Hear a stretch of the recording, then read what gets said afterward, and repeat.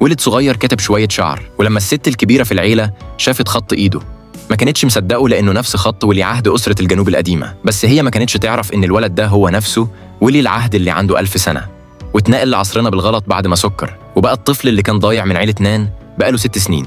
أول ما رجع البيت أخواته البنات اتريقوا عليه وقالوا مش هيعترفوا بيه، والولد المتبني عمل نفسه بيعيط. أمه جريت تطبطب على المتبني مش عليه. هو لاحظ إن المتبني شبه أخوه اللي كان يعرفه زمان. انحنى لجدته وهي وافقت، لكن أخواته هاجموه على طريقته الرسمية. لما أبوه حاول يمد إيده عليه، الولد مسك إيده وخلاه يركع من الألم.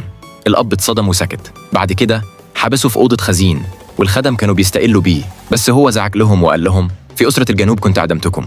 على الفطار أخواته حاولوا يمشوا قبل الكبار، قال لهم لا، الكبار الأول. الأخت الكبيرة اتريقت عليه، لكن جدته قالت عنده حق. بعدين جابوا أوراق الولد اللي كان بيتمرن فيها، خطه طلع مطابق لخط ولي العهد القديم. أمه رمت الورق وتريقت، لكن الست الكبيرة قالت إن الخط ده يساوي ذهب، وأثبتوا إن الولد هو الحقيقي والمتبني كذاب.